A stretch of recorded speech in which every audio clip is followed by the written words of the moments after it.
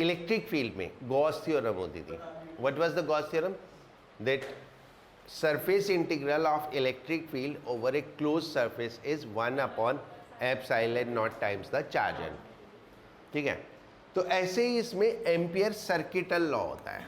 Amperes circuital law.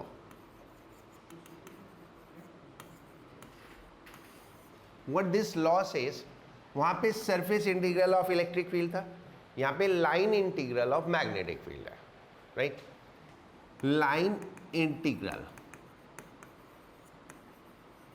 Of magnetic field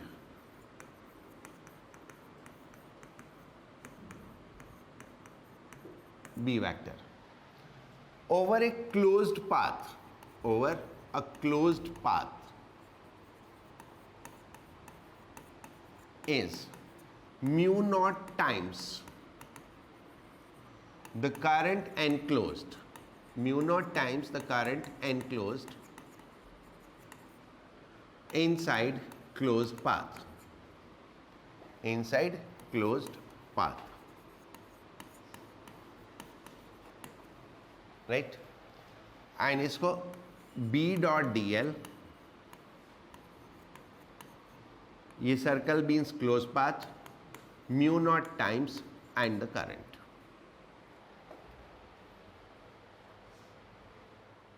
now magnetic field due to infinite straight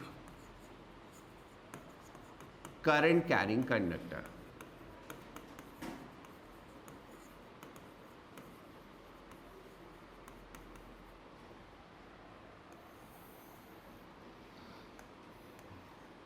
ये हमारा current carrying conductor है जो कि इनफाइनाइट है, and it is infinitely extended on both side of the conductor. This is the point P at distance r, जहां पे हमें मैग्नेटिक फील्ड कैलकुलेट करनी है. Right, to use the ampere circuital law what we need is a close path. उस close path पे एक element, जैसे electric field के लिए सरफेस, उस सरफेस पे एक एरिया एलिमेंट ds लेते थे, ऐसे ये क्लोज पाथ, उसमें लाइन एलिमेंट dl. तो ये हमारा क्लोज पाथ हमने चूज कर लिया, एंड ये हमारा लाइन एलिमेंट हो गया dl. राइट, एंड इसके अंदर करंट कितना I. तो by ampere circuital law what we get, B dot dl is equal to mu naught I. हमने क्लोज लूप भी ले लिया, dl एलिमेंट भी ले लिया, एनक्लोज करंट भी कैलकुलेट कर लिया. अभी मैग्नेटिक फील्ड कहाँ है वो भी तो ढूंढो. Magnetic field due to a conductor is circular lines. ठीक है, सर्कुलर लाइंस, कंसेंट्रिक सर्कल होगा, तो एक सर्कल इसके ठीक ऊपर भी आएगा, एक सर्कल मैग्नेटिक फील्ड लाइन का ये खुद भी होगा. ठीक है, तो ये मैग्नेटिक फील्ड लाइन हो गई. राइट, ये मैग्नेटिक फील्ड लाइन. तो magnetic field line and the circle has been coincide. So what is the angle between B and DL? 0. ठीक है, राइट, इसको ऐसे बना दो, ये मैग्नेटिक फील्ड B. ओके, तुम एक ही सर्कल बना लेना, मैं दो बनाए वैसे दिखाने के लिए. एक सर्कल में वो ऐसे मार्क करके B बताना काफी है. कभी एक के ऊपर दूसरा कैसे बनाए सोच रहे हो?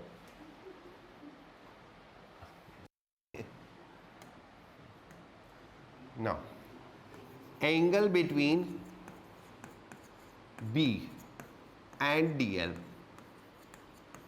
is 0.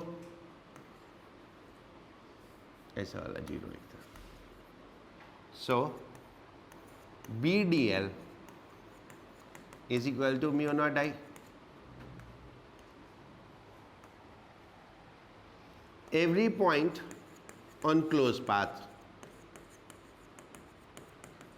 every point on closed path is equidistant, क्योंकि सर्कल है तो हर एक पॉइंट किस डिस्टेंस पे है, r डिस्टेंस पे. सो B is same at every point. That means B is constant. तो बचा क्या, integration of dl over the complete length, है ना.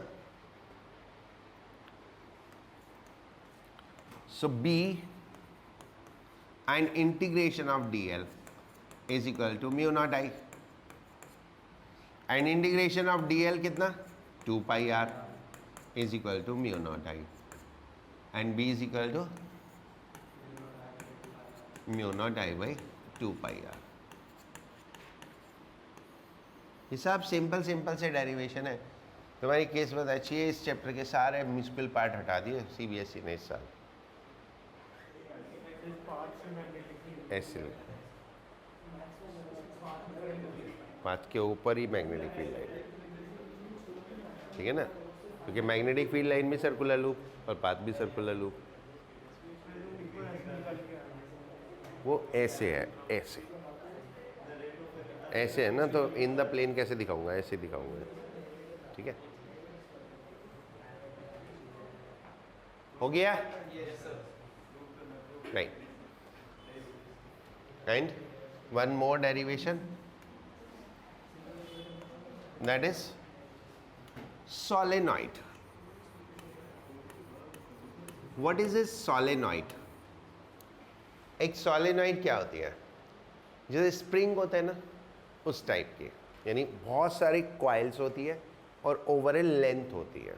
जैसे स्प्रिंग में बहुत सारे सर्कल्स होते हैं और वो पूरी एक लेंथ में सर्कल होते हैं, लेकिन स्प्रिंग में क्या होता है, बीच बीच में गैप होता है बहुत ज़्यादा. इसमें ऐसा कुछ नहीं होता. तो इसको हम एज्यूम कर सकते हैं जैसे धागे की रील होती है, बहुत closely bound loops over the length, right. Is a coil with large number of turns,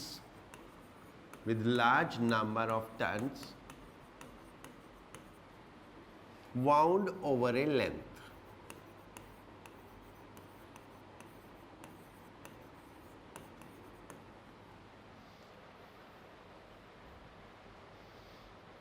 ठीक है, बिल्कुल वैसे जैसे धागे की रील होती है, तो बहुत सारे सर्कल्स हो गए और एक पूरी लेंथ में वो रैप्ड है, ठीक है.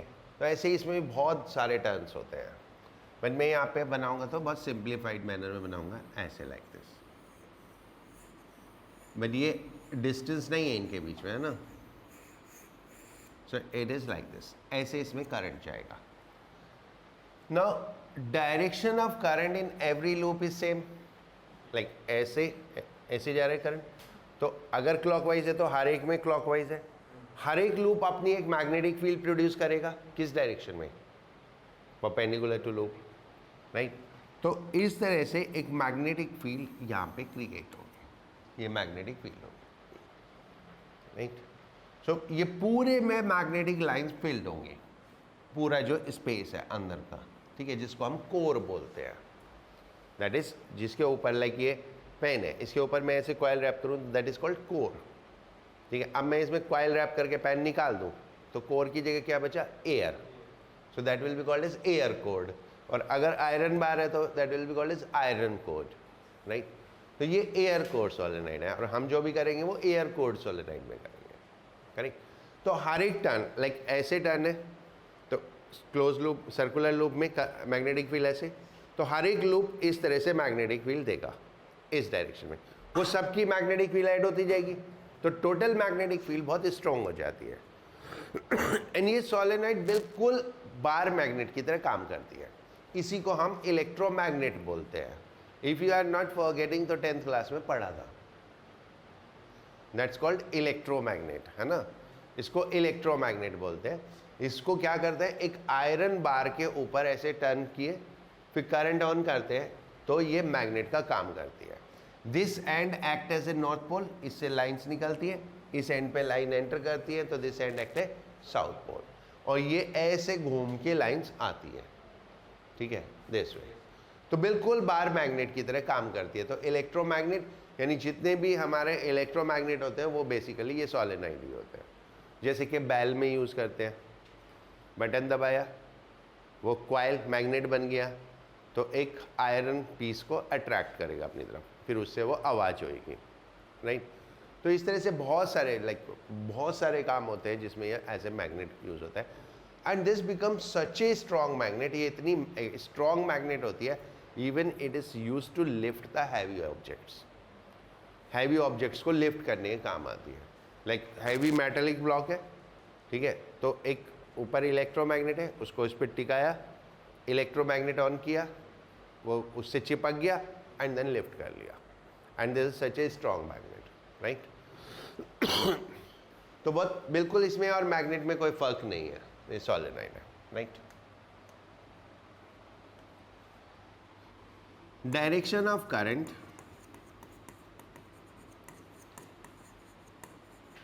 in every loop, in every turn of solenoid is same. So all turns produce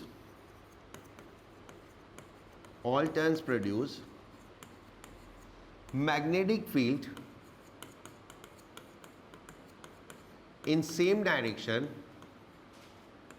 magnetic field in same direction, which add up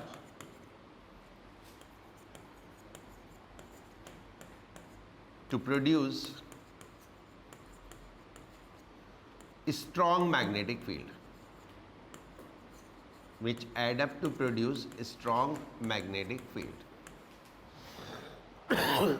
ठीक है।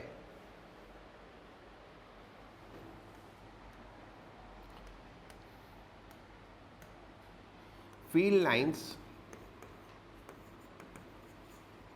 are similar to bar magnet. Field lines are similar to bar magnet.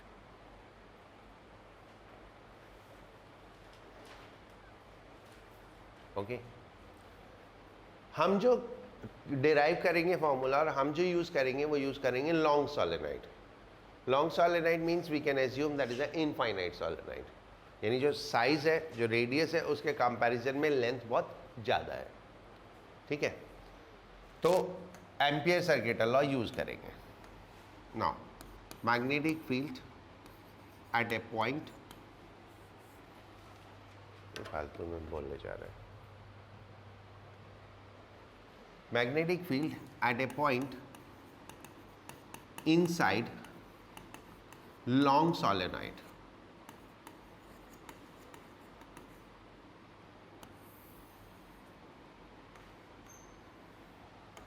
Consider a solenoid with small n turns per unit length. क्योंकि बहुत ज़्यादा turns हैं तो हम पर unit length consider करते हैं, पर यूनिट लेंथ कितने टर्न है, राइट। ये हमारा सोलेनॉइड है, it is long solenoid. What is the difference between a long solenoid और अ शॉर्ट सोलेनॉइड? देखो, टर्न्स नहीं, लॉन्ग सोलेनॉइड के आउटसाइड मैग्नेटिक फील्ड नहीं होगी, ठीक है। सोचो, ये बहुत लॉन्ग सोलेनॉइड है, इधर से फील्ड लाइन निकली, ऐसे घूम के आएंगी, तो ये फील्ड लाइंस क्या होंगी? इनफाइनाइटली एक्सटेंड होंगी, और जब ये घूम के आएंगी तो इनके बीच में डिस्टेंस बहुत ज़्यादा हो जाएगा। डिस्टेंस बहुत ज़्यादा हो गया तो मैग्नेटिक फील्ड नेग्लिजिबल होगी। So magnetic field outside solenoid become zero. If it is a short solenoid तो देन ऐसे जाएगी तो यहाँ पे पास में मैग्नेटिक फील्ड नेग्लिजिबल नहीं होगी, right. So that's why we work for the long solenoid, जिसमें हमारी एजम्पशन क्या है? Outside the solenoid magnetic field is zero. Okay, तो ये हमने एक सोलेनॉइड ली जिसमें n turns per unit length है और करंट इसमें I है, जो मैं यहाँ पे डिस्क्राइब नहीं कर रहा। जो नई चीज़ थी वो मैंने डिस्क्राइब कर दी। अब हमको इसमें मैग्नेटिक फील्ड ऐसे हो जाएगी, दिस वे, ये मैग्नेटिक फील्ड हो गई। अब हमको इसमें एक सर्कुलर, एक करंट लूप लेना है, सॉरी क्लोज पाथ लेना है। एम्पियर सर्किटल लॉ के लिए एक क्लोज पाथ चाहिए। तो क्लोज पाथ, जैसे याद करो इलेक्ट्रोस्टैटिक्स में जब हम गॉस थ्योरम करते थे तो हम different type of close path choose करते थे, जैसे सिलेंडर चूज कर लिया, क्यों, सिमेट्रिकल होता है। तो ऐसे ही हमें इसमें एक रेक्टेंगुलर क्लोज पाथ चूज करेंगे, right. Rectangular close path is like this.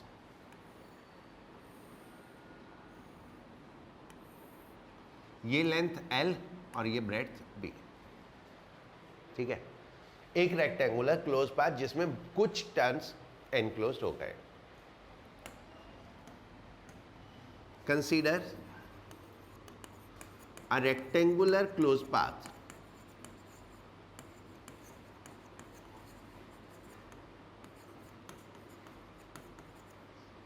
of dimension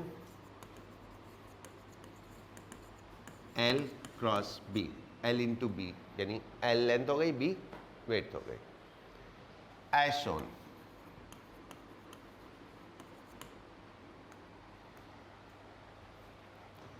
now number of turns कितने एनक्लोज हुए इसमें, क्योंकि इनफाइनाइट है तो देखो पूरी सॉलिनॉइड तो हम कवर कर नहीं सकते। नंबर ऑफ टर्न्स एनक्लोज्ड कितना हुआ, पर unit length n, total length L, total length L है और n इंटू L हो जाएगा। पर unit length n, total length L, तो that is n into L। तो करंट एनक्लोज्ड कितना हुआ, n L इंटू I। एक टर्न में I करंट, तो जितने टर्न्स उतनी करंट, तो n L I, right. Now ampere circuital law, B dot dl over the complete length is mu naught n L I. Mark it equation first.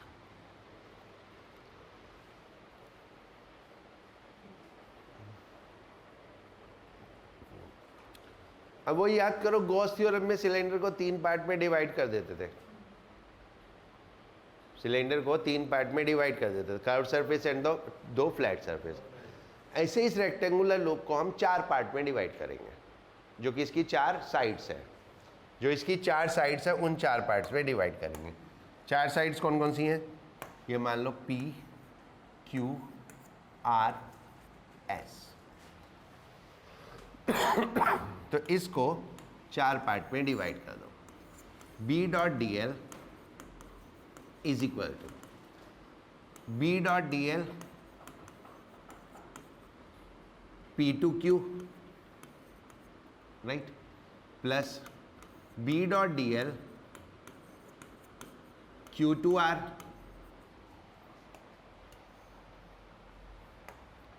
Plus B dot dl R2S plus B dot dl S2P, right.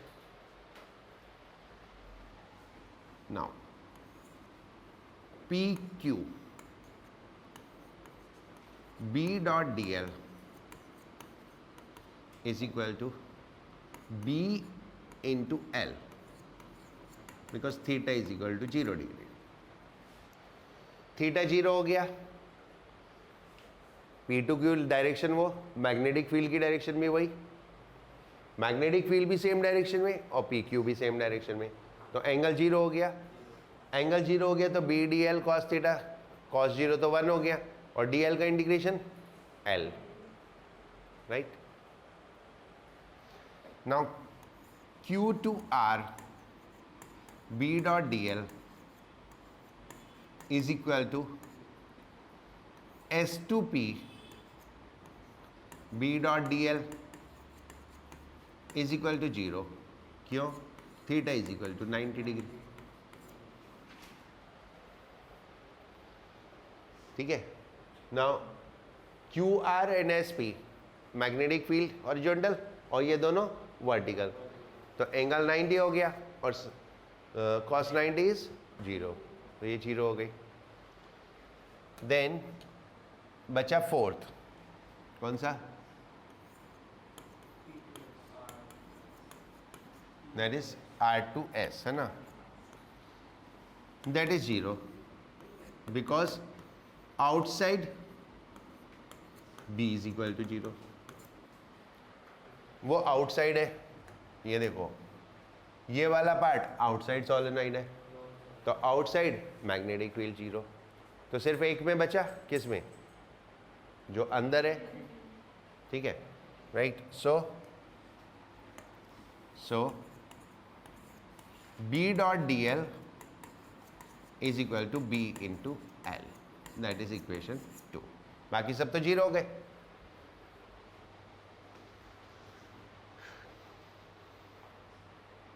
Right? Now, from 1 and 2, equation 1 और 2 से BL is equal to mu naught NLI, LL cancel हो गया, तो B is equal to mu naught NI, right? And it is independent of length of solenoid.